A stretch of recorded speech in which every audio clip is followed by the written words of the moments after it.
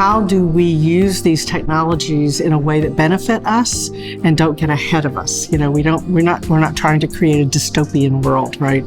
We want technology to work to the benefit of us, of humans. And I think we also want to ask, how do we prepare, or how do we use technology in an inclusive way?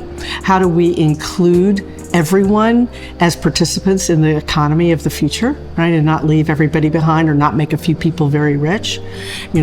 What does the role of artificial intelligence really mean in this world? What is the role of data and big data, right? And then how do we do what we do in a sustainable way, both in terms of the materials we use and the processes we use that are good for the environment and good for the world, but also financially and in ways that support us economically and make a very strong and robust economic environment. One of the other values, I think, for me personally, and I think for my community, is empowerment. How do you empower people to take charge of their lives, take charge of the future, right? And so empowerment is super important. Empathy is another value that I feel like is super important as we design, as we put these new sort of products and technologies out in the world. You must have empathy, you must have understanding of the people around you. And so that sort of both cultural empathy and sort of personal, emotional empathy is super important. One of the core values is using technology as a platform for change or a platform for good, right? Because,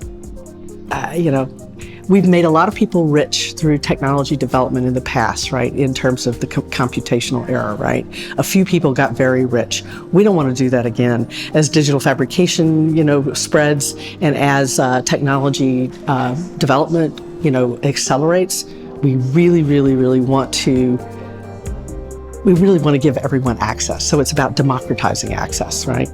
We are a community of practice, right? We are a community of change makers. We want to make change in the world using technology as our platform, right? And so we're already posed for inclusion. We just have to be now more intentional about it. And so, my personal goal is to kind of get into the design process across the network. That idea of inclusion, even though we are already inclusive, I think we could be more thoughtful and better about inclusion. And inclusion can be economic inclusion, it can be racial, it can be cultural. I mean, there are just so many ways that you have to think about inclusion. And I think as a network, we really need to look at our values that way and figure out, who is it that we want to include, or is it really about each of our communities?